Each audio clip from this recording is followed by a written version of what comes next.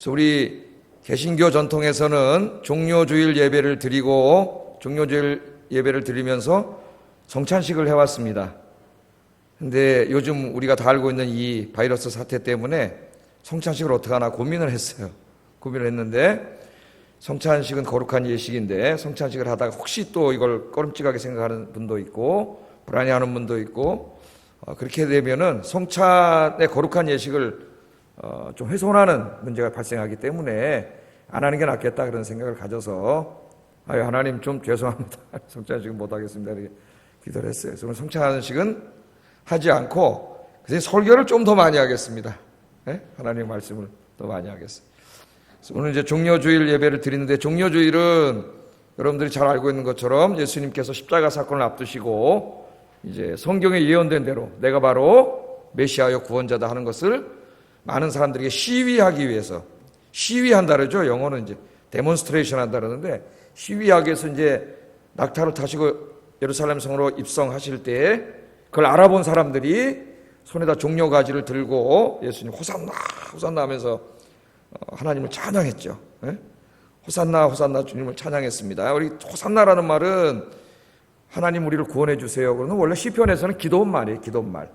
하나님 우리를 구원하소서 하는 기도하는 말인데 그 기도가 이루어졌잖아요. 신약 성경에는. 그 구원자가 오셨잖아요. 그래서 신약 시대에는 이 호산나가 기도가 아니라 이제는 뭐가 됐어요? 찬송이 됐지. 찬송. 그래서 우리가 호산나를 율동까지 하면서 찬송 부르잖아요. 어떻게 율동합니까? 호산나 이렇게 하잖아요. 주일학교를 좋은데 안 나오신 모양이네. 잘 모르는 거 보니까 그렇게 우리가 이 찬송을 부르죠. 그래서 이제 내일부터는 또 고난주간이 돼서 그동안 이제 제가 목회하면서 이제 뭐 저만이 아니라 우리 한국교회가 고난주간 특별 새벽 기도를 2주간 한 적도 있고 3주간 한 적도 있고 한 주간 하고 그랬었는데 이제 이번에는 그렇게 하지는 못하겠습니다. 그래서 하여튼 새벽 기도는 계속 우리가 끊이지 않고 했기 때문에 새벽 기도는 계속 합니다. 특별 새벽 기도로 따로 이렇게 하지는 않겠습니다. 그래서 새벽 예배 드리고 싶으신 분들은 1층 기도실로 오시면 되겠어요. 거기서 예배를 드리고 오지 못하시는 분도 고난주간입니다. 여러분 한 끼씩은 금식을 하셔야 돼요.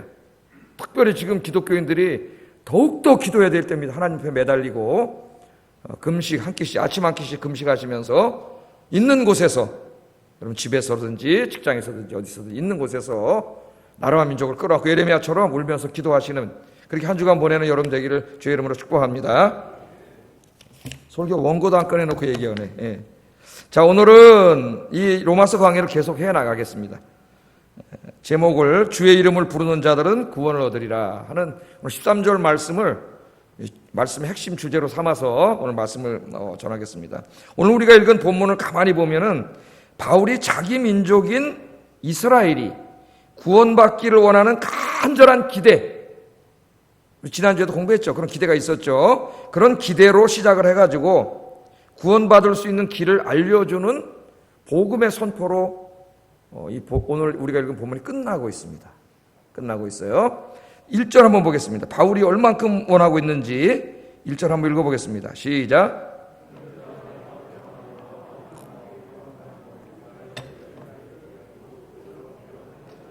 예, 형제들아 내 마음에 원하는 바와 간절히 원하는 거죠. 원하는 바와 하나님께 구하는 바는 기도하는 바는 여러분도 그러잖아요. 마음에 간절히 원하고 소망하는 게 있으면 어떻게 해요? 하나님께 기도하죠. 하나님 좀 이루어주세요. 이렇게 기도하세요. 여러분도. 바울도 그런 게 있었어요. 여러 가지 있었겠지만 이 최상급입니다. 가장 마음에 원하고 기도하는 것은 다른 게 아니에요. 돈 많이 버는 게 아니에요. 뭐예요? 자기 민족 이스라엘이 회개하고 하나님께 돌아와 구원을 받는 겁니다.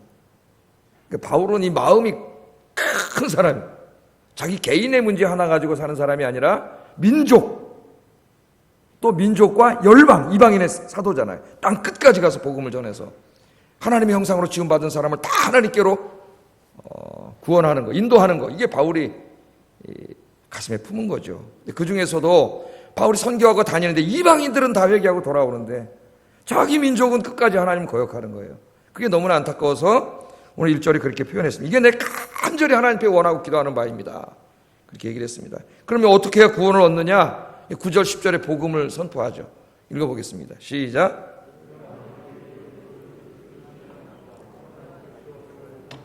살리신 것을 내 마음에 믿으면 구원을 받으리라. 사람이 마음으로 믿어 의에 이르고 입으로 시인하여 구원에 이르느니라. 아멘. 어떻게 해야지 구원을 받아요? 예수 그리스도가 십자가에서 죽으시고 부활하셨다는 것, 그분이 하나님의 아들 구원자라는 것을 마음으로 믿고 내 입으로 시인하면, 시인한다는 말은 뭐예요? 신앙 고백한다는 말이죠. 시인하면은 구원을 얻는다. 그건 이스라엘 사람도 마찬가지고 이방인도 마찬가지예요. 모든 사람이 구원받는 방법이에요. 오늘 그것을 제시합니다. 이 부분은 잠시 후에 좀 자세하게 강의하도록 하겠습니다. 자, 우리가 구약 성경을 읽어보면은 자기 민족의 구원을 위해 기도하는 것은 경건한 하나님의 사람들의 믿음의 전통이었습니다. 이 믿음의 전통이에요. 자기 민족을 위해서 기도하는 것. 그래서 여러분, 우리 하나님께서 우리에게 어떤 민족을, 뭘 주셨어요? 우리 대한민국을 주셨죠. 그래서 여러분들이 대한민국을 사랑하고 대한민국을 위해서 기도해야 됩니다. 우리 그리스도인들이 애국자라야 돼요. 그러나 그리스도인들의 이 나라 사랑은 배타주의가 되면 안 된다 그랬죠. 그래서 제일 조심해야 될 게 민족주의라 그랬어요. 민족주의. 특별히 우리나라의 민족주의는 좌파 민족주의입니다. 좌파 민족주의. 이 민족주의는 그 개념 자체가 굉장히 배타성을 내포하고 있어요. 우리 민족 외에는 다 배타하는 겁니다.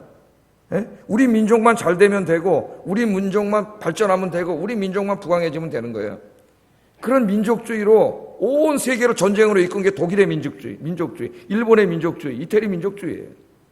다른 나라에 어떻게 되든 말든 우리나라만 잘 되면 된다. 그래서 2차 대전을 일으켰잖아요. 예? 우리는 우리 민족을 사랑해야 되지만은 우리 민족만 사랑하면 안 돼요. 일본도 사랑해야 되고, 미국도 사랑해야 되고, 중국도 사랑해야 되고, 예? 무슨 이념을 사랑하라는 게 아닙니다. 사람을 사랑하라는 거예요, 사람을. 우리 다 사랑해야죠. 우리는 사회동포주의다, 기독교는. 민족주의는 기독교가 아닙니다. 이거 속아 넘어가면 안 돼요. 우리는 사회동포주의다.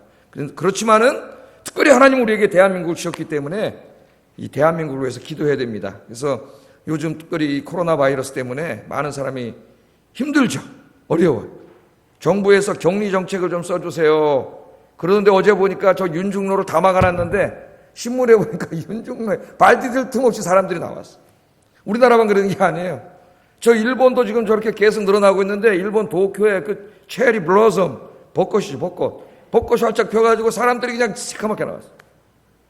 지금 유럽에서 코로나 바이러스가 제일 창궐하고 있는 이태리는 어때요?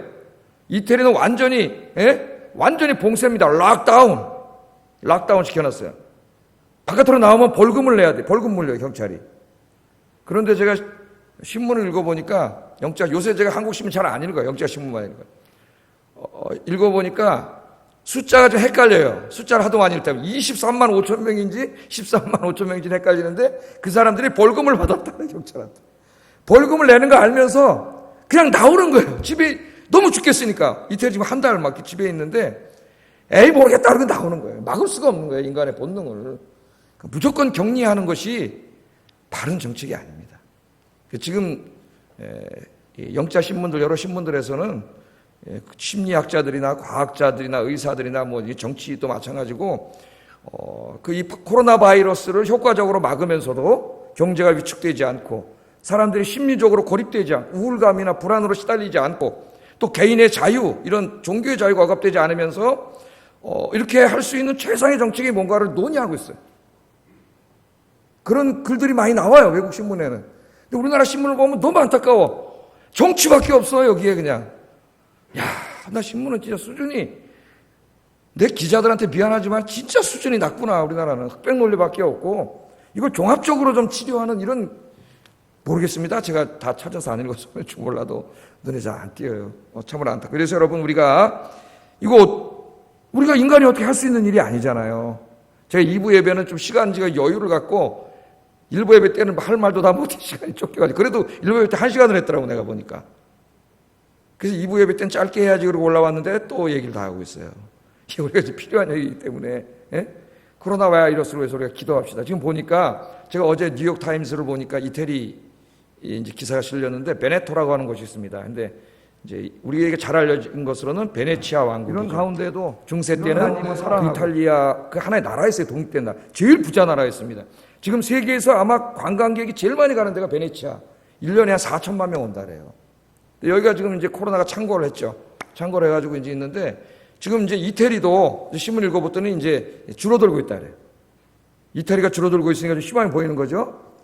거기 이제 소방관 책임 있는 사람이 이 비상 전화 오는 게 계속 현저하게 줄어들고 있다 그래요. 인원수도 줄어들고 좀 희망이 보입니다.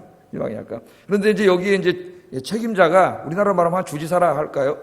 도지사라 할까요? 뭐 이 정도 되는 사람이라 할 수 있는데, 어제 쭉 보니까 그런 얘기를 했더라고요. 이제 앞으로 감염자가 많았는데 지금 이태리 한 달 정도 이제 이렇게 정책을 하면서 젊은이들은 어떻게 돼요? 자가치료되잖아요. 지금 약은 없습니다. 자가치료돼요. 80% 이상이 자가치료돼요. 그러면 바이러스가 들어왔다 자가치료되면은 뭐가 되겠어요? 면역이 생기죠. 항체가. 예? 엔타이바디라 그러잖아요. 예? 엔타이바디어틱. 항체가 생기잖아요. 항체가 생긴 사람이 굉장히 많다는 거예요. 이태리. 그래서 이것을 전수조사를 해가지고 혈액을 다 채취해서 항체가 생긴 사람은 다시는 감염이 안 된다는 거예요. 항체가 생겼으니까. 그러니까 이 사람들을 다시 경제에 다 내보내고, 일종의 면허증이나 마찬가지예요. 면허증. 그 항체를 통해서 치료하고 이런 얘기를 쭉 쓰면서 어쩌면 이 베네치아 공화국, 지금으로 보면 베네토가 전 세계의 지금 코로나 바이러스를 모범적으로 치료하는 어떤 획기적인 랜드마크가 될 수 있다. 이런 그 한 연구 결과도 제가 읽었습니다. 쭉 다. 요새 내가 하여튼 영자신문을 많이 읽다 보니까 영어가 실력이 다 바닥에 났었는데 영어 실력이 늘고 있네? 내가 다시 도플이나 한번 볼까? 늘고 있어요. 한국 신문은 안 봐. 내 수준이 너무 낮아가지고. 영자신문 읽으니까 여러 가지 그런 이제 이런 세계 돌아가는 일들이라든가 그런 일들을 보게 돼요. 하여튼 여러분, 이거는 우리가 어떻게 지금까지 할 수 없는 일이고, 우리가 기도하면 하나님만이 치료하십니다. 여호와 라파의 하나님, 생명의 하나님, 하나님이 치료하시면 그냥 치료하시는 거예요. 우리가 기도하면 치료해 주신다 그랬어요. 여러분, 기도하시기 바랍니다. 그러나 이 코로나 바이러스는 잠깐이에요. 이거보다 더 심각한 문제가 있습니다. 우리나라에. 그게 뭐냐면 바로 민족복음화의 문제예요. 오늘 주제인 민족복음화. 이 유대인들은 이 구약에 아까 제가 뭐라 그랬어요? 믿음의 사람들은 자기 민족군을 위해서 기도했다 그랬죠. 호세아는 자기 민족군을 위해서 하나님 앞에 정말 간절히 기도했죠. 호세아서를 읽어보면. 예레미야는 얼마나 자기 민족을 위해서 울면서 기도했는지, 예레미야 애가서를 보면은, 예레미야 애가니까 뭐예요? 예레미야 슬픈 노래. 예? 그 눈물이 강물이 됐다 그랬어요. 강물이. 물론 이것은 수사법으로 하이퍼볼, 과장법입니다. 과장법. 강조하기 위한 거죠. 나 그만큼 많이 울었다는 거예요. 자기 민족의 구원을 위해서. 또 다니엘과 느헤미야 같은 사람은 어떻게 했어요? 금식 기도했죠. 자기 개인의 문제가 아니라 자기 민족이 하나님 앞에 회개하고 돌아오기를 위해서 금식하면서 기도했다. 그렇게 말합니다. 우리 그리스도인들이 이제는 나 개인의 문제를 넘어서야 돼요. 너무 좁은, 나밖에 모르는, 내 가정밖에 모르는, 뭐 좀 마음을 확 열어야 돼. 그래서 제가 오래전에 어떤 권사님의 간증문을 읽으니까 하나님 앞에, 하나님 올 1년은 내가 예레미야가 되겠습니다. 그렇게 말하더라고요. 예레미야. 뭔 말이에요? 올 한 해 동안 나라와 민족을 위해서 울면서 기도하겠습니다. 훌륭한 권사님이죠. 당연히 권사님은 그렇게 해야지.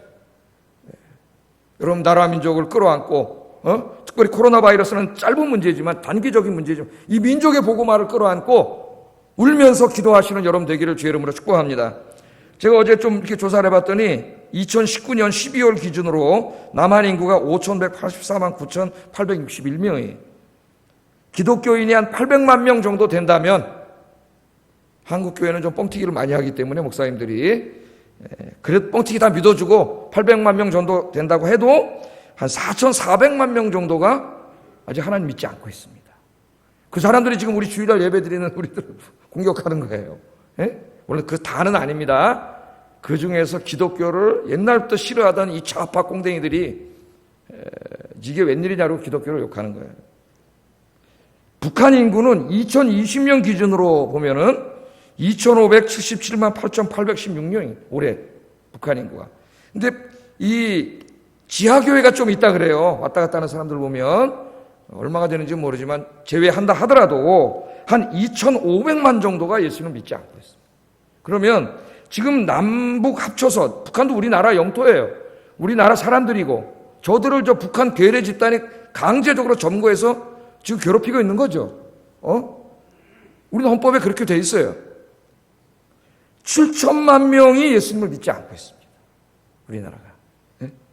그러니까 우리 그리스도인들이 이 바울과 같은 마음을 갖고 이 7천만이 돌아오도록 기도해야 돼요. 민족 복음화를 위해서. 내가 가장 원하는 바는 그러잖아요. 내가 가장 원하는 바는 내가 예수 믿으면 돈 많이 벌고 이런 게 되면 안 된단 말이에요. 이 민족이 하나님께 돌아오는 거. 예?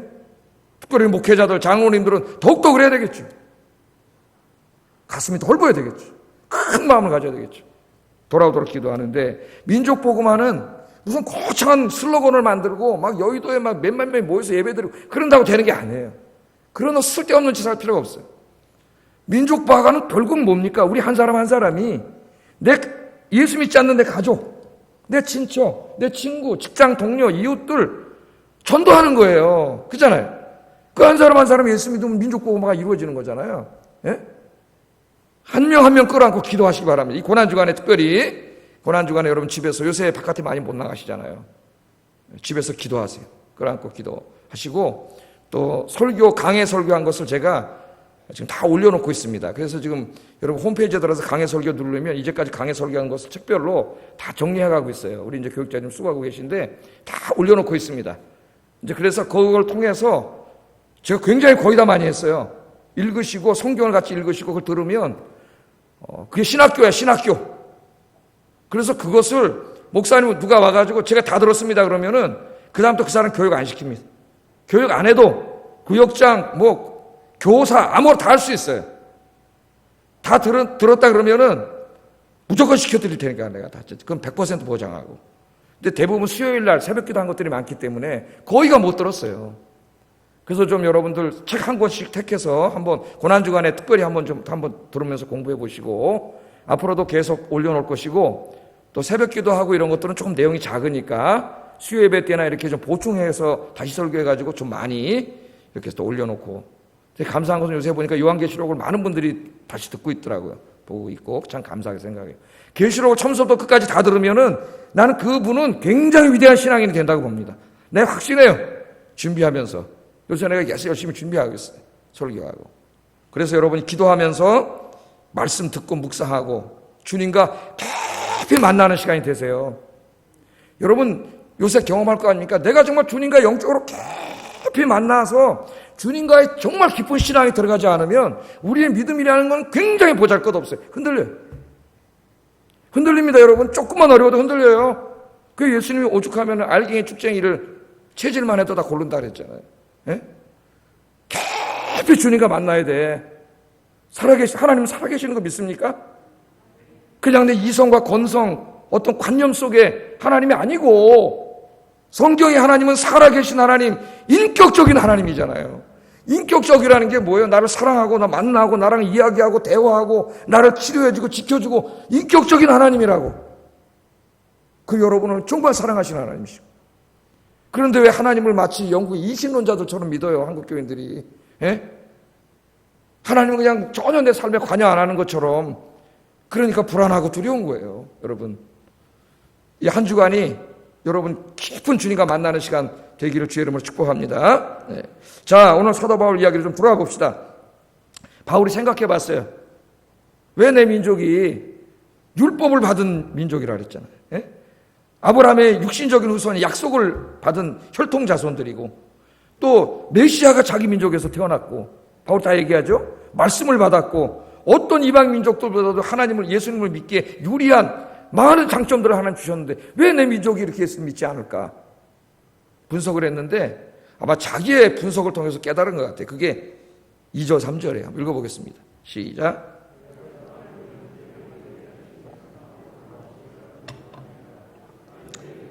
자기 의를 세우려고 힘써 하나님의 의에 복종하지 아니하였느니라. 그 유대인들을 가만히 보니까 이스라엘 사람들을 겉으로 볼 때는 하나님을 위해서 굉장히 열심을 내는 사람들이에요. 근데 문제는 뭐라 그랬어요? 그 사람 자기들은 하나님을 위해서 열심을 내고 있다고 생각하는데 사도 바울은 뭐라 그래? 그게 하나님의 의를 세우는 게 아니라 자기의 의를 세우는 거라 그러잖아요. 이게 문제예요. 예?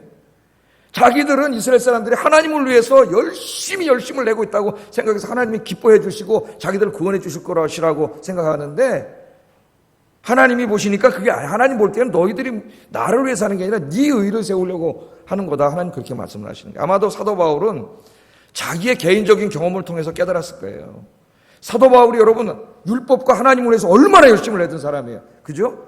율법의 의로는 흠이 없는 자라 그랬고 자기는 바리새인 중에 바리새인이라 그랬어요. 예? 얼마나 하나님을 향해서 율법을 향해서 열심을 냈냐면은 예수 믿는 사람들을 잡아다 죽이기까지 했어요. 그 정도로 자기는 열심을 냈죠. 예? 잘 모르고 그런 거예요. 그런데 나중에 예수님 만나고 보니까 하나님을 위해서 열심을 낸 게 아니라 오히려 하나님을 거역하는 짓을 한 거죠. 자기가. 그래서 깨달았잖아요. 예? 하나님의 의가 아니라 인간의 의를 세운 거예요. 오늘 사도 바울이 어쩌면 자기의 경험을 통해서 자기 민족의 이야기를 하고 있는지도 모릅니다. 여기에 지금 이야기를 하고 있어요. 자, 이스라엘 사람들은 어떻게 생각했어요? 자기들은 아브라함의 혈통의 자손이에요. 언약 자손입니다. 태어나면. 그러나 자기들도 이 언약 자손의 영원히 구원을 받기 위해서는 어떻게 해야 돼요? 율법을 지켜야 돼요. 그 율법을 지키는 일에 열심을 냈어요. 그러나 인간이 연약하기 때문에 다 지킬 수가 없어. 부지 중에 죄를 지어. 그럴 때는 하나님은 또 어떻게 하게 해주셨어요? 속죄 제사를 성전에 가서 드려가지고 동물 제사를 드리면 그 죄를 용서해 주셨어요. 그러니까 적어도 예수님이 이 땅에 오시기 전까지는 구약시대에 살고 있던 사람들은 그것이 구원의 수단이었습니다. 내가 양심껏 최선을 다해서 율법의 말씀을 지키고 인간의 연약함 때문에 지키지 못할 때에는 하나님이 말씀하신 율법에 따라 성전에 가서 동물 제사를 드리는 거죠. 그러면 하나님 그 죄를 사해 주시고 구원을 받았어요. 예수님이 오시기 전까지는 잘못이 없어요. 그러나 율법이 예언하고 있고 율법이 예표하고 있고 율법이 바라보고 있는 바로 그 실체이신 메시아 예수님이 오신 후에는 예수님이 오셨잖아요. 예? 율법과 성전은 더 이상 구원의 수단이 될 수가 없어요. 이미 그 기능을 다 했어요.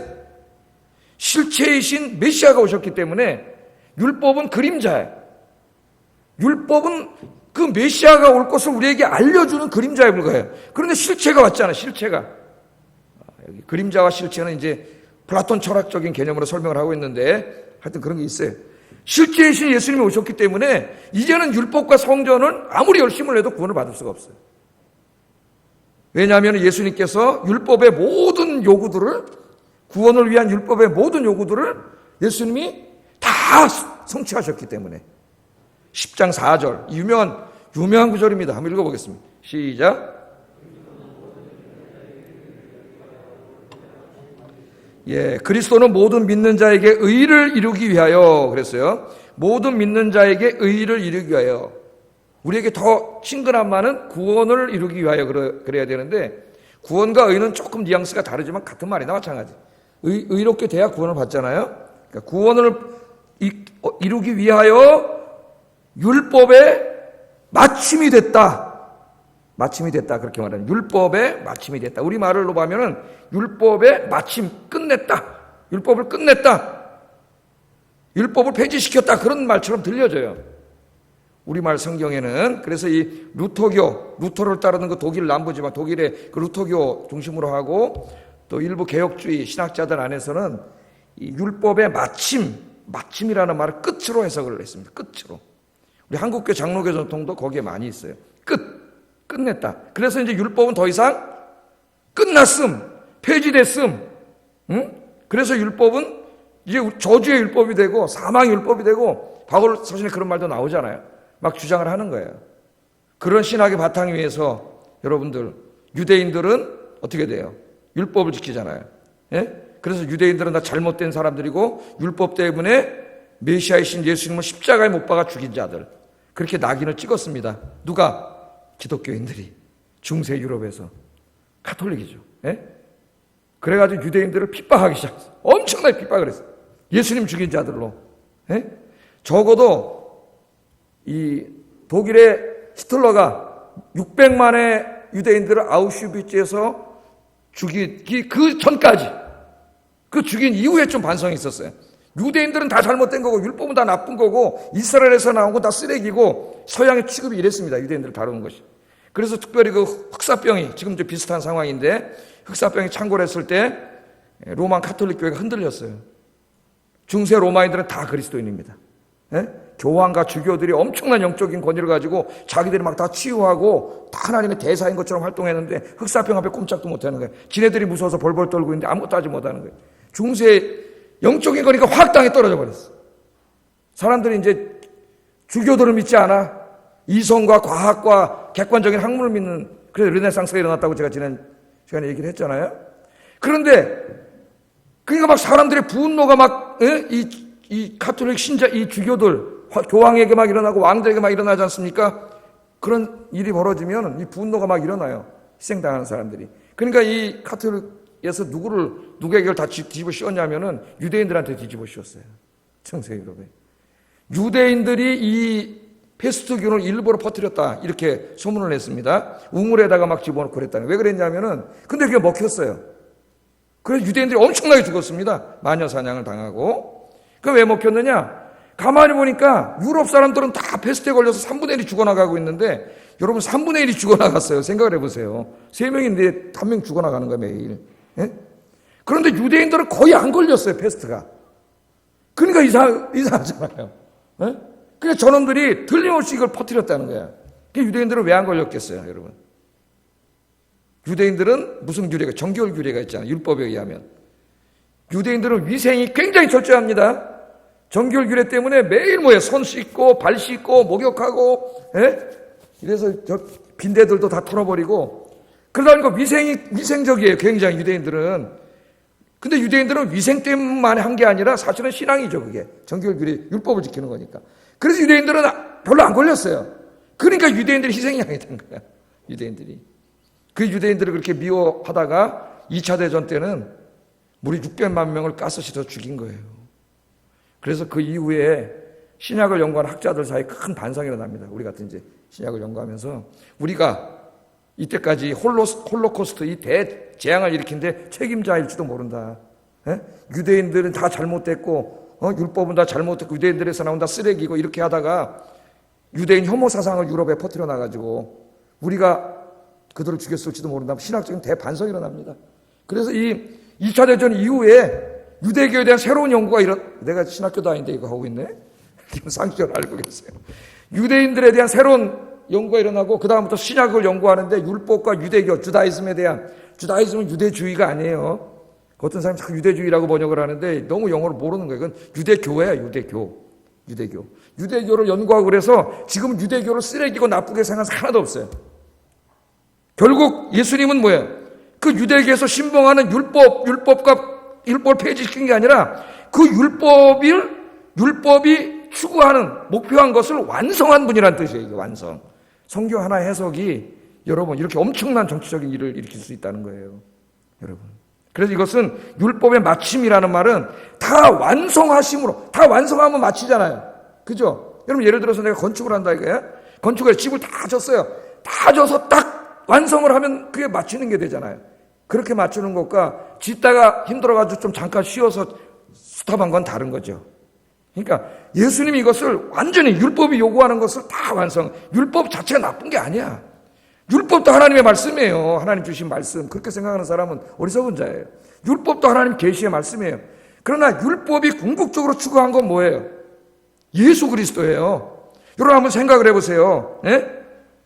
우리가 죄를 졌는데 우리 대신 동물이 죽는다는 게 말이 됩니까? 죄는 우리 인간이 졌는데 하나님께서 동물을 잡아가지고 동물을 형벌 하면 우리 죄가 용서된다는 게 말이 돼요? 그건 말이 안 되는 거죠. 그럼 그 동물의 희생이 우리 죄를 용서해 주는 게 아니잖아요. 구약에서도. 뭐예요? 성경 우리에게 가르쳐 주는 게. 그 동물의 희생제사는 동물 자체가 아니라 뭔가 앞으로 오실 하나님의 아들 메시아의 희생제사를 예표하고 있는 거죠. 예표하고 있는 거예요. 그들은 예수님을 몰랐기 때문에 말씀에 순종했어요. 그러나 그들이 율법을 지키고 동물 제사를 드림이 곧 지금 우리가 예수님을 믿는 것과 똑같은 거예요. 그들은 앞으로 태어날 메시아를 믿었고 우리는 2000년 전에 십자가에서 죽으시고 부활하신 예수님을 되돌아보면서 믿는 거예요. 할렐루야. 하나님의 구원 방법은 아담서부터 지금까지 예수 그리스도 한 분밖에 없어요. 아담부터 구약 사람들은 2000년 전에 오실 메시아를 바라보면서 그 메시아가 누군지는 몰랐지만 그걸 믿는 행위가 하나님의 말씀에 순종해서 율법을 지키고 제사 행위를 하는 거고, 그걸 순종한 사람은 예수님을 믿는 것과 똑같은 거예요. 우리는 되돌아보면서 예수님을 믿습니다. 그러니까 구약시대 사람보다 여러분이 훨씬 복받은 사람이에요. 우리는 더 확실하잖아요. 확실해. 그분을 우리는 알잖아요.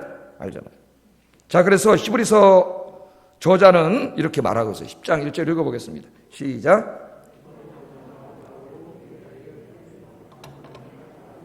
해마다 늘 드리는 것 같은 제사로는 나오는 자들을 언제나 온전하게 할 수 없느니라. 지금 그 말을 하고 있는 거예요. 히브리서가 거기에 대해서 가르쳐 주는 거예요. 구약의 율법의 제사로 우리의 죄를 씻을 수 없다는 거예요. 그거는 하나의 상징적인 행동이죠. 11절 14절 읽어보겠습니다. 시작. 섬기며 자주 같은 제사를 드리되 이 제사는 언제나 죄를 없게 하지 못하거니와 오직 그리스도는 죄를 위하여 한 영원한 제사를 드리시고 하나님 우편에 앉으사 그 후에 자기 원수들을 자기 발등상이 되게 하실 때까지 기다리시나니 그가 거룩하게 된 자들을 한 번의 제사로 영원히 온전하게 하셨느니라. 그래서 이제 구약에는 죄질 때마다 가서 제사를 지내야 돼. 그래 용서를 받아요. 그런데 이제 예수님께서 저 아담 때부터 예수님이 앞으로 미래에 재림하실 때까지 모든 인간이 지은 죄를 예수님이 다 짊어지신 거죠. 과거, 현재, 미래 죄를 짊어지시고 십자가에서 죽으신 거예요. 그때 하나님은 아담서부터 주님 오실 때까지 인간이 지은 모든 죄에 대한 형벌을 누구에게 내리신 거예요? 예수님을 희생제물로 삼아서 예수님에게 내리신 거예요. 그래서 인간이 지었고 짓고 있고 지을 모든 죄는 이미 예수님이 다 해결하셨습니다. 할렐루야. 그러므로 우리는 이제 예수님 시대에는 유대인들처럼 저 율법을 열심히 하는 게 아니라 지금도 율법을 열심히 하고 있잖아요. 저 사람들이. 저 사람은 지금도 메시아를 기다리고 있다니까요. 저기서 미국에 가면 유대인들의 그 공동체가 많아요. 아직도 메시아를 기다리고 있어요. 2000년 전에 오신 나사렛 예수는 메시아가 아니라는 거야. 잘못된 지식을 가지고 있기 때문에 그러는 거예요. 주님이 오셨잖아요. 이제는 얼마나 감사합니까? 나를 위해서 모든 죄의 문제를 해결하신 예수님을 내가 마음으로 믿으면 구원받게 되는 줄로 믿습니다. 다시 제사를 드릴 필요가 없어요.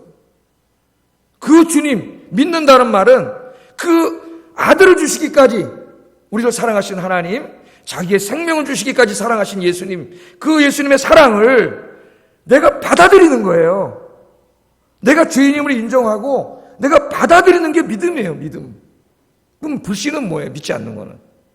내가 죄인임을 인정하지 않고 하나님의 사랑을 끝까지 거부하는 거예요. 끝까지 거부한 자는 하나님의 심판이 있어요. 지옥 형벌이 있습니다. 그 기회는 우리의 인생이 살아있는 동안이에요. 하나님의 은혜의 하나님이 살아있는 동안 기회가 있어요. 살아있는 동안. 그래서 오늘 이 말씀이 바로 그거다. 그렇게 말씀드립니다. 자, 오늘 이 말씀을 드리면서 사도 바울은 뭐라 그래요? 니네들이 열심을 내는 건 좋다는 거예요. 하나님을 위해서. 그 자체를 나쁘다 그러진 않아요. 바울도 율법에 열심을 냈지만 주님을 만난 다음에 어떻게 했어요? 이제는 주님을 위해서 열심을 내는 사람으로 바뀌었죠. 그러니까 사도 바울이라는 사람은 제가 보면은, 제가 바울을 연구했지만은 굉장히 열정적인 사람. 자기가 율법이 옳다고 생각했을 때는 율법을 위해서 진짜 목숨을 바치던 사람이에요. 그런데 이제 그게 잘못됐고 예수님이 진짜 구원자라는 걸 깨달은 다음에는 다시 예수님을 위해서 자기 열심을 다 바친 사람이에요. 하나님은 열심을 내는 사람 좋아하셔요. 성경에 보면 열심이라는 말이 굉장히 많이 나옵니다. 로마서 12장 11절에 보면은 부지런하여 게으르지 말고 열심을 품고 주를 섬기라. 그렇게 하시기 바랍니다.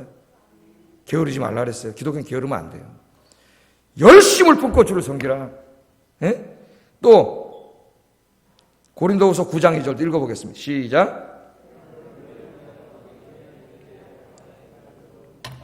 자랑하였는데 과연 너희의 열심히 폭 많은 사람들을 분발하게 하느니라. 다른 사람에게 구제연금하는 얘기잖아요.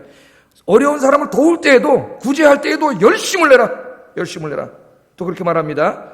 또 다른 아이들을 가르치고 양육 성경 말씀을 가르칠 때도 교사로 열심을 내래. 고린도서 11장이죠. 읽어보겠습니다. 시작. 너희를 위하여 열심을 내노니 내가 너희를 정결한 처녀로 한 남편인 그리스도께 드리려고 중매하여. 바울은 항상 목회할 때도 열심히 했습니다. 또 성도들 간에 서로 주님 안에서 사랑입니다. 이성의 사랑이 아니라 주님 안에서 사랑할 때도 열심히 사랑하라 그랬어요. 베드로전서 4장 8절 무엇보다 열심히 사랑할지니 사랑은 허다한 죄를 덮느니라. 열심히 사랑하면 남을 비난하지 않아요. 왜? 사랑은 허다한 죄를 덮어주기 때문에. 비난하는 사람은 사랑이 없는 사람이에요. 다 덮어주는 거예요. 뿐만 아니라 선한 일을 하는데 열심을 내라 그랬어요. 디도서 2장 14절 읽어보겠습니다. 시작. 대신하여 자신을 주시면 모든 불법에서 우리를 속량하시고 우리를 깨끗게 하사 선한 일을 열심히 하는 자기 백성이 되게 하려 하심이니라. 아멘. 그래서 열심을 내는 것은 좋은 겁니다. 여러분 주님을 위해서 열심을 내시기 바랍니다. 에베소 교회는 그 열심을 잊어버려서 책망받았어요. 첫사랑을 잃어버렸다 그랬잖아요.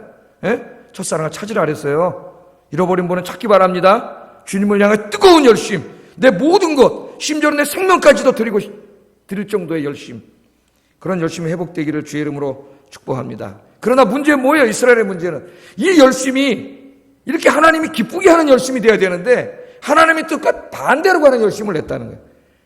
근데 더 문제는 자기들이 하나님을 위해서 일하고 있다고 생각한 거예요. 그래서 제가 한번 예를 들어보겠어요. 자, 어떤 분이 한 분 있다고 한번 생각을 해보세요. 이 사업을 하는 분입니다. 돈을 많이 법니다. 참으로 교회를 열심히 섬겼습니다. 기도도 열심히 합니다. 헌금도 많이 내요. 교회 필요한 것들도 거의 혼자 다 기증합니다. 목사님 목회하는데 필요한 것들도 많이 공급하셨습니다. 다른 교회에서 실제로 그렇게 하던 분이에요. 그런데 이런 분들이 있다는 것은 교회 축복이죠. 우리 교인들이 돈 많이 벌어서 이분처럼 열심히 충성하시기를 주의 이름으로 축복합니다. 예. 아멘한 사람만 그렇게 될지어다. 돈 많이 벌어서 충성해야지. 예? 그러나 자세히 보니까, 사회생활을 보니까 이분이 또 다른 모습이 보이는 거예요. 이분은 운영하는 회사는 엉망이에요. 직원들의 월급이 다른 회사보다 굉장히 박합니다. 그나마 직원들 월급도 잘 지급되지 않습니다. 직원들의 복지는 전혀 생각하지도 않습니다. 이익금의 대부분은 부동산 투기에 사용하고 있었습니다. 정직하게 세금을 내지도 않고 있었습니다. 이분은 어떤 분일까요, 여러분? 이분은 열심히 기도했고 봉사했고 헌금했고 목회를 도왔지만 하나님을 아는 지식이 결여되어 있는 분이에요. 이분은 하나님께서 사업가로서의 자신에게 무엇을 요구하고 있는가를 알지 못하는 분이에요. 그는 열심을 냈지만 사실은 하나님의 뜻을 거역하고 있었어요. 이분은 하나님께서는 제사보다 정의를 시행하는 것을 기뻐하신다는 것을 알지 못합니다. 이사야 1장 13절, 여기에 대해서 하나님 이렇게 말씀하셨어요. 읽어보겠습니다. 시작. 분향은 내가 가증히 여기는 바요, 월삭과 안식일과 대회로 모이는 것도 그러하니 성회와 아울러 악을 행하는 것을 내가 견디지 못하겠다. 안식일날 와서 이렇게 예배를 드리고 교회 와서 열심을 내는데 월요일부터 6일 동안 세상 하나님께서 온갖 악을 행하고 살아. 그걸 하나님 보실 때 구역질이 난다 그랬어요. 내가 이걸 참지 못하다, 견디지 못한다. 하나님 견디지 못한다. 이분은 어떻게 될까요? 사회에 나가서도 하나님의 말씀대로 열심을 내서 살아야 되고 교회 와서도 열심을 해서 섬겨야 하나님 기뻐하시는 줄로 믿습니다. 둘 다가 필요하다. 둘 다가. 또 한 번 예를 들어보겠어요. 어떤 정말 교회에 다른 교회 얘기입니다. 다른 교회 열심히 봉사하는 분이 있었습니다. 얼마나 열심히 교회를 섬기는지 교회에서 하는 모든 사역에는 항상 이분이 있었어요. 이렇게 열심히 있는 분이 있다는 것은 교회의 큰 축복입니다. 그러나 문제가 있어요. 이분은 열심은 있는데 항상 다른 사람들과 충돌을 일으킵니다. 열심히 일은 했지만 모든 것을 항상 자기 고집대로만 하려고 해요. 말을 함부로 하기 때문에 다른 사람들의 마음을 쉽게 상하게 합니다. 자주 다른 사람들과 마찰을 일으킵니다. 이분이 있는 곳에는 종종 갈등과 불화가 있어요. 교회 어느 누구도 이분과 함께 일하기를 원하지 않습니다. 이분은 뭐가 잘못됐을까요, 여러분? 열심을 내고 있는데, 그러나 하나님께서 진정으로 원하는 열심은 아니에요. 하나님이 진정으로 원하는 것은 온 교우들이 한 마음이 되어 서로 사랑하면서 서로 격려하면서 칭찬하면서 함께 섬기는 거예요. 함께 섬기는. 빌립보서 2장 1절 4절에 이미 가르쳐 주셨어요. 교회를 어떻게 섬겨야 되는지 한번 읽어보겠습니다. 시작. 성령의 무슨 교제나 긍휼이나 자비가 있거든 마음을 같이하여 같은 사랑을 가지고 뜻을 합하여 한 마음을 품어 아무 일에든지 다툼이나 허용을 하지 말고 오직 겸손한 마음으로 각각 자기보다 남을 낮게 여기고 각각 자기 일을 돌본 발음이 안 되네. 돌볼 뿐더러 또한 각각 다른 사람들의 일을 돌보아 나의 기쁨을 충만하게. 여기 나는 바울이지만 하나님이세요. 하나님. 이렇게 섬겨야 하나님이 어떻게 한다고요? 하나님을 기쁘시게, 하나님의 기쁨을 충만하게. 내가 열심을 내지만 하나님 뜻을 거스를 수 있어요. 그래서 늘 하나님의 뜻을 찾아야 돼요, 우리가. 제가 일부 예배 때도 폴 트루니에라고 하는 분에 대해서 얘기를 했습니다. 폴 트루니에는 내과 의사면서 정신과 의사, 독실한 그리스도인이고 기독교 지성인이에요. 책을 굉장히 많이 써서 우리나라에도 번역이 상당히 많이 됐고 우리나라 경건서적으로 성도들에게 많은 영향을 미치는 분입니다. 이분이 자기 나라의 한 교회 장로님이셨어요. 장로님으로 섬기던 기독교 지성인이었는데 어느 날 정말 교회 발전을 위해서 좋은 자기의 어떤 아이디어가 있어서 당회 때 이제 이것을 의논하려고 이걸 내놨어요. 그런데 다른 장로님들 좀 이렇게 하고 있던 장로님들이 시기 질투가 나가지고 반대를 하는 거예요. 말도 안 되는 소리를 반대를 하는 거예요. 그래서 이게 좀 분위기가 험악해졌어요. 그때 자기가 생각을 했답니다. 이게 분명히 교회를 위해서 좋은 일인데 더 큰 평화를 위해서 여기서 싸울 것인가, 이 사람들하고 싸워서 관철시킬 것인가, 아니면 그냥 잠깐 내 안을 뒤로 빼고 작은 평화를 유지할 것인가 고민을 했대요. 어느 게 하나님 기뻐하시는가 기도를 했더니 하나님이 마음을 자기에 주셨다는 거예요. 그래서 자기의 의견을 철회했다는 거예요. 교회 평화를 위해서. 때로는 우리가 더 큰 평화를 위해서 그런 사람들과 싸워야 될 필요가 있습니다. 때로는. 그러나 이때는 자기는 그런 정도는 아니라고 생각을 하고 이제 철회를 한 거예요. 제가 뭘 말씀드리고 싶냐면 이분이 교회 장로님이고 기독교 지성인입니다. 세계적인. 예? 얼마나 많이 생각하고 기도하다가 그 일을 했겠어요. 그러나 생각을 한 거예요. 이걸 이렇게 계속 싸우면서 관철시키고 이렇게 하는 것이 하나님 기뻐하시는 하나님 뜻일까 아닐까? 이게 중요하다는 거야. 이게 내 고집을 무조건 내세우는 게 아니라 하나님이 기뻐하시는가? 우리는 항상 주의 일을 할 때도 이것을 생각해야 됩니다. 그래야 하나님 기뻐하는 열심을 낼 수가 있어요. 우리 안에 오신 여러분들은 그런 지혜로운 성도님들이 되시기를 주의 이름으로 축복합니다. 그러려면 성경 말씀을 많이 알아야 돼요. 그죠? 읽고 묵상하고 다 들으세요. 여러분 이제 얼마나 더 사시겠습니까? 죽기 전에 하나님 말씀 다 알고 죽어야지. 어느 정도는. 그런 복된 여러분 되기를 주의 이름으로 축복합니다. 자, 이 얘기를 한 다음에 이제 자기 민족과 온 세상 사람들이 구원받을 수 있는 길에 대해서 이야기를 하고 있습니다. 어떻게 해야 구원을 받을 수 있는가? 예수님이 2000년 전에 십자가에서 아까 제가 뭐라 그랬어요? 과거, 현재, 미래 모든 인간의 죄를 다 짊어지시고 죽으셔서 형벌을 받으셨기 때문에 구원을 이루셨다 그랬잖아요. 그랬더니 어떤 사람 신학자들이 이렇게 주장했습니다. 그렇다면 우리는 예수 믿지 않아도 구원받는다. 온 세상 사람들은 다 구원받는다는 거예요. 이렇게 주장하는 사람들을 이제 보편구원론이라 한다 그랬죠. 유니버설리즘. 왜?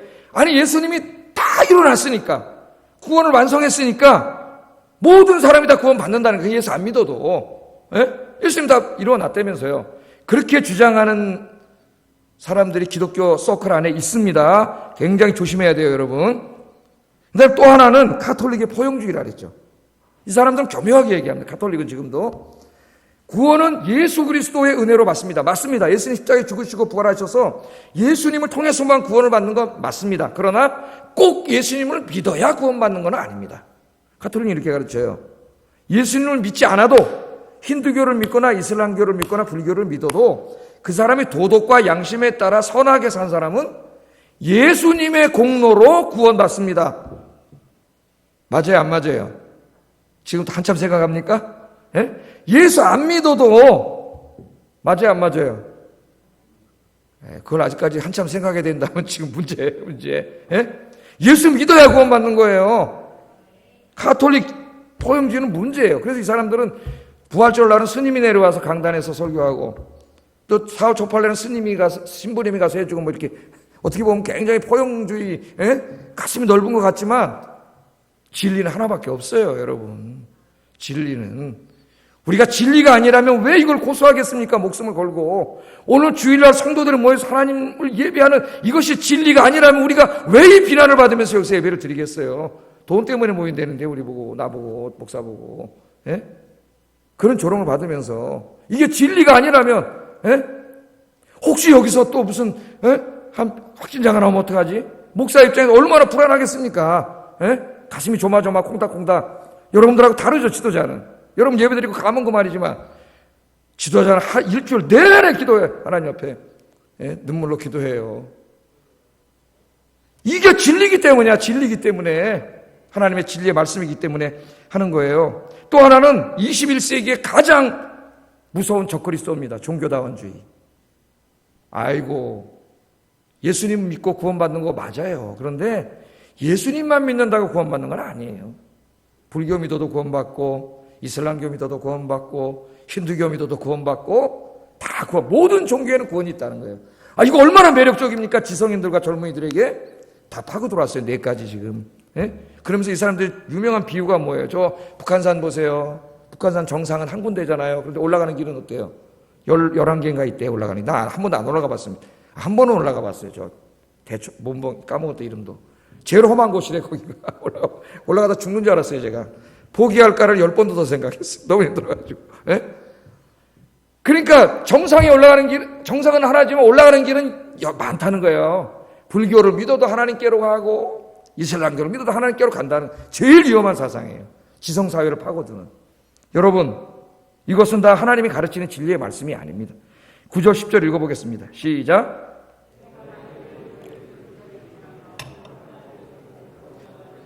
내 마음에 믿으면 구원을 받으리라. 사람이 마음으로 믿어 의에 이르고 입으로 시인하여 구원에 이르니라. 뭐라 그랬습니까? 예수님 십자가에서 죽으시고 부활하심으로 구원을 이루셨다는 것을 네 마음에 믿고, 잘 들으세요. 구원 받으려면 네 마음에 믿고 그 다음에 네 입으로 시인하면, 뭐라고 시인해야 돼? 그분이 바로 구원자요 주님이시다. 여기 주님이라는 말은 히브리 말로 번역하면 야훼라는 뜻이에요. 야훼. 구약에 나오는 야훼. 우리는 삼일체 하나님 믿잖아요. 그분이 바로 하나님이라는 거예요. 하나님 이라는 것을 네 입으로 시인하면, 시인한다는 말은 고백한다는 말이에요. 신앙 고백. 네가 구원을 얻는다. 이게 구원의 길입니다. 여러분, 믿지 않고 구원받을 수 있는 길은 없어요. 믿지 않아도 구원받는다면 왜 사도 바울이 전 세계 끝까지 돌아다니면서 복음을 전했으며, 왜 예수님이 땅 끝까지 이르러 복음을 전하라고 그랬으며, 때를 얻든지 못 얻든지 복음을 전하라 그랬겠어요? 안 믿어도 구원받는데. 말도 안 되는 이야기잖아요. 말도 안 되는 이야기. 자, 첫째, 믿으면 구원받아요. 여러분이 뭐 할 일이 없어요. 구원에는 하나님이 다 이루어 놓으셨어요. 하나님이 다 하신 거예요. 우리를 사랑하셔서. 그러나 우리가 가만히 있으면 구원받지 못해요. 어떻게 해야 돼요? 그 하나님의 사랑을 내가 받아들여야 돼요. 내가 죄인임을 인정하고 그 하나님의 사랑을 받아들여야 돼요.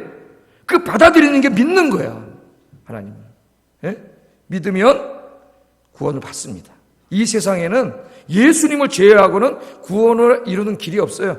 예수님 뭐라 그랬어요? 내가 곧 길이요 진리요 생명이니 나로 말미암지 않고는 아버지께로 갈 자가 없느니라. 아멘.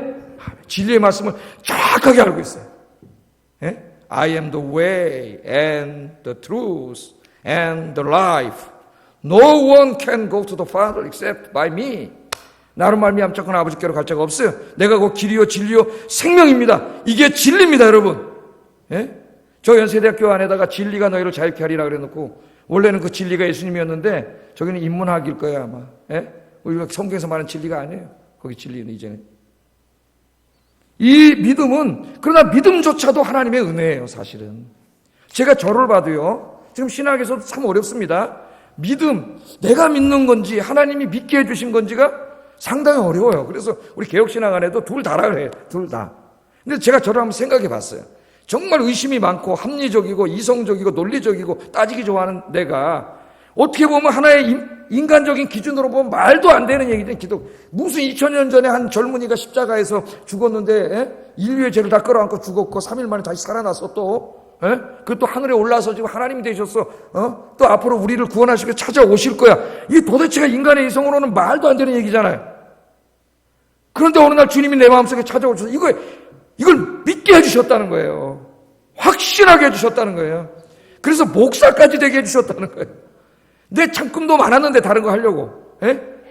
다 포기하고 목사가 되게 해주셨다는 거예요. 그래서 제가 저를 볼 때, 이거는 하나님의 은혜다. 하나님의 은혜. 그렇게 생각을 합니다.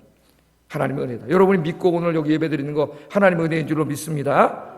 우리가 한 게 없어요. 주님이 다 하셨어요. 그게 6절 8절이에요. 좀 이 말씀이 어렵지만 6절 8절이 그 말씀입니다. 그래서 한번 읽어보겠어요. 시작.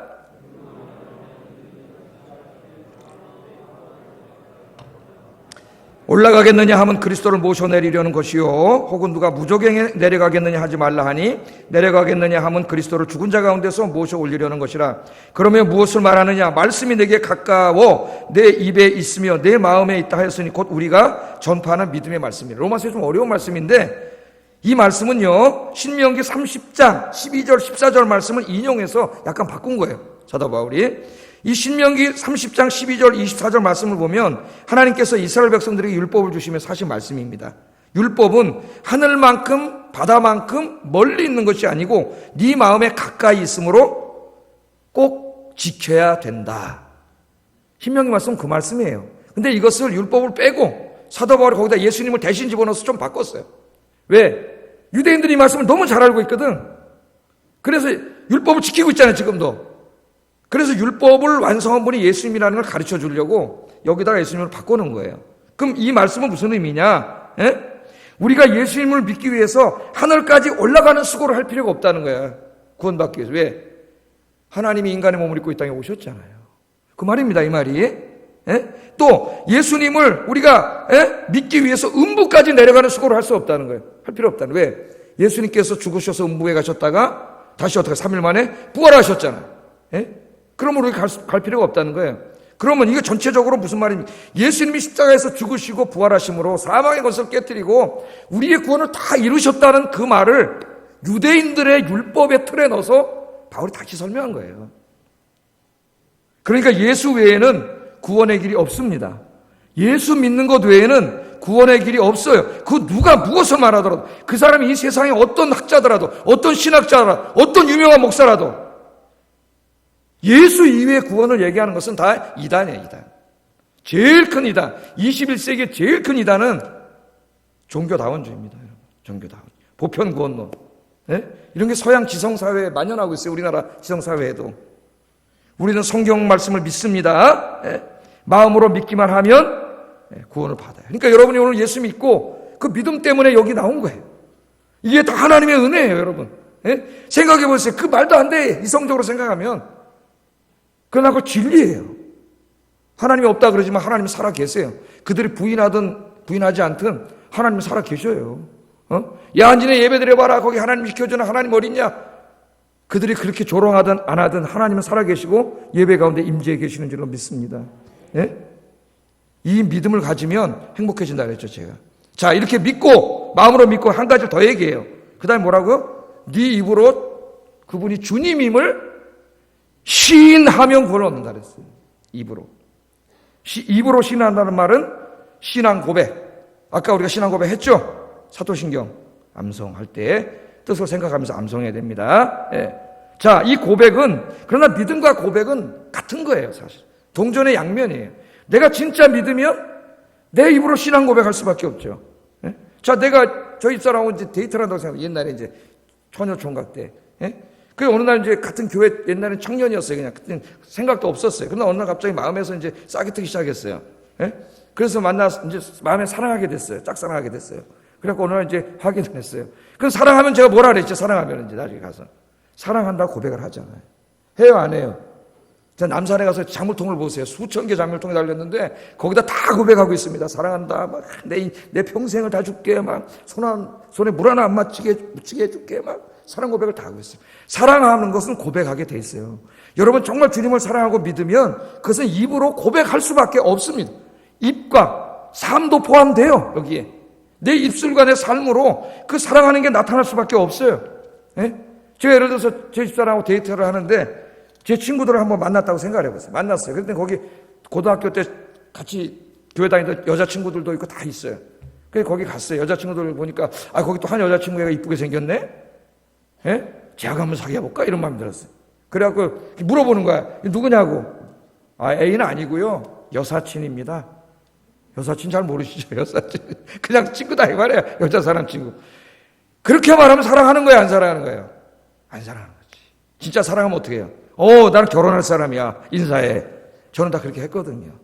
그래서 그때부터 같이 다니는데 지금까지 같이 다니는 지금까지 같이 다니는 그러니까 사랑하면 사람들 앞에서 바로 예수님이 주님이라고 이야기할 수밖에 없어요. 진짜 주님을 사랑하고 믿는다면. 오늘 여기 말씀, 그래서 이것은 나뉘어진 게 아니라 하나와 같습니다.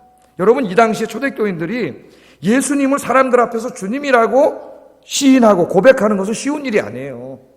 당시의 로마인들은 딱 한 사람만 주님이었어요. 누구? 로마 황제. 로마 황제 한 사람만 주님이에요. 주님이라는 건 그게 신이라는 얘기야. 그래서 로마 황제가 신이고 주님이기 때문에 로마 황제에게 충성을 다해야 되고 로마 황제의 말에 순종해야 되고 로마 황제를 예배해야 돼요. 그게 로마의 황제 숭배예요. 황제 숭배. 그런데 모든 사람들이 알랑거리느라고 다 했습니다. 황제를 주님이라 그러고 예배를 드렸어요. 황제 앞에 가서. 그러면 황제가 쓰다듬어 줍니다. 아유 착하다. 그러고 뭐 줘요?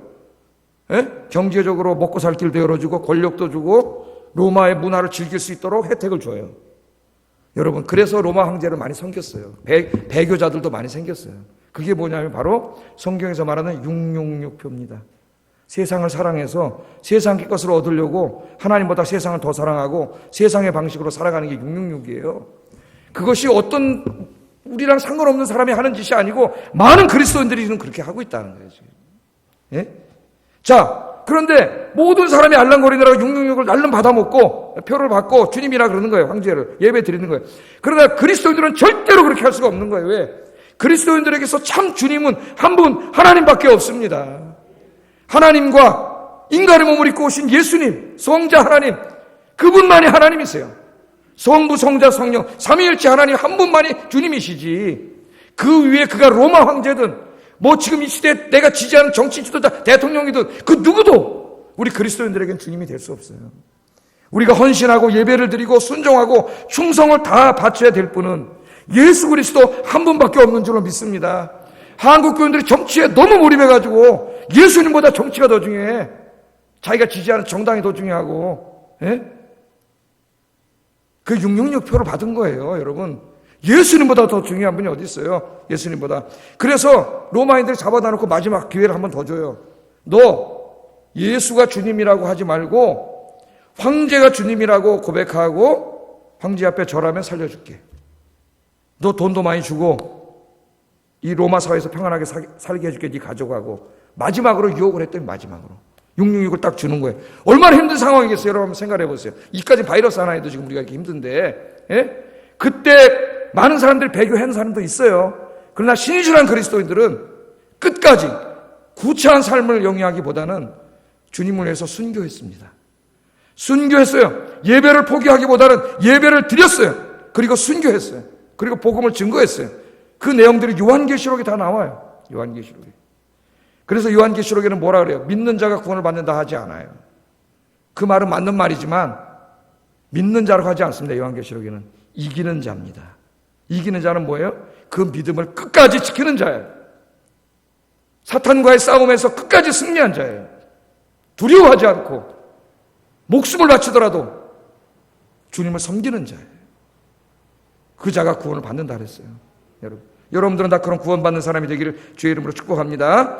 그래서 그 입술의 고백은 이 예수님이 주님이라고 하는 고백은 예배와 복음 증거로 나타나요. 예? 오늘 이 예배가 뭡니까? 이 주일날 우리가 왜 모였어요? 그 예수님 2000년 전에 십자가에서 죽은 나사렛 예수가 하나님의 아들 메시아요 구원자요 온 세상을 구원할 온 세상의 주님이라는 것을 신앙 고백하는 행위가 예배예요. 예배. 그래서 그리스도인들 인생에 제일 중요한 게 주일 예배예요. 여러분. 주일 예배를 드려야 돼요. 그게 진짜 그리스도인의 믿음이에요. 이 예배만큼 중요한 게 없어요. 이 예배는 우리의 목숨을 바치더라도 드려야 되는 거예요. 그래서 기독교 2000년 역사에서 예배를 멈춘 적이 없는 거예요. 예? 신앙 고백이기 때문에 그리고 우리의 입으로 복음을 증거하는 거예요. 오늘 오신 여러분은 바로 오늘 예배에 참석한 이것이 여러분의 신앙을 입술로 시인한 거예요. 할렐루야. 이 어려운 가운데도 예배 드린 것이 나는 로마 황제가 아니라 이 세상의 어떤 권력자가 아니라 그들의 말에 따르는 자가 아니라 하나님의 말씀에 순종하는 예수님을 주님으로 섬기는 나는 주님의 제자입니다. 성도입니다. 그리고 오늘 온 줄로 믿습니다. 주님 오시는 평생 동안 예수 그리스도를 주님으로 고백하고 예배하고 찬양하는 여러분 되시기를 주의 이름으로 축복합니다. 마지막으로 하나 말씀드리고 마치겠어요. 그렇다면은 이 놀라운 구원의 은혜는 어느 민족에게 하나님 주시느냐? 이스라엘 사람들은 자기에게만 주신다 생각했어요. 사도 바울이 뭐라 그럽니까? 천만의 말씀입니다. 하나님의 은혜는 차별이 없느니라. 12절 13절 읽어보겠습니다. 시작.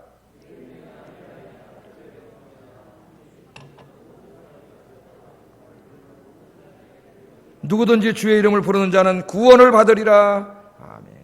이스라엘의 신학이 잘못된 거예요. 이스라엘이나 이방인들이나 하나님은 차별하지 않아요. 하나님의 구원 계획은 저 아담 때부터 주님 오실 때까지 오직 예수 그리스도를 통하여 모든 인류가 구원받게 하는 게 하나님의 구원 계획이에요. 아담도 예수님 때문에 구원받은 거예요. 구약 성도들도 다 예수님의 십자가 때문에 구원받은 거예요. 예? 그런데 하나님은 차별하지 않아요.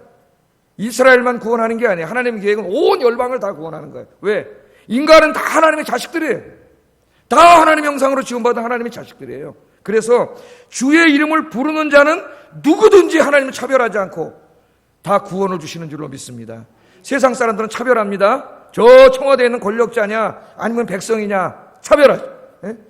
공부를 많이 했느냐 많이 하지 못했느냐, 돈이 많은 부자냐 가난한 사람이냐, 사회적으로 높은 지위로 성공한 사람이 성공하지 못한 사람이냐, 남자냐 여자냐, 사회는 차별해요. 그러나 하나님은 차별하지 않습니다. 하나님 앞에는 딱 두 사람밖에 없어요. 예수 믿고 구원받은 사람, 구원받지 못한 사람. 예수님을 주님으로 인정하고 예배하는 사람, 예배하지 않는 사람, 두 사람밖에 없습니다. 여러분은 누구예요? 주님의 은혜로 구원받은 사람이에요. 평생 동안 은혜 감사하면서 예배하시는 여러분 되기를 주의 이름으로 축복합니다. 기도하겠습니다. 말씀을 생각하면서 기도하겠습니다. 오늘 종료주의를 맞이하고 내일부터 고난주간입니다. 고난주간을 맞이하면서 십자가의 은혜를 깊이 묵상하게 하시고 그 은혜 감사하면서 내 평생 동안 내 삶을 통해 입술을 통해 예수님이 주님임을 고백하는 예배를 드리게 하시고 복음을 증거하게 하여 주시옵소서. 기도하겠습니다.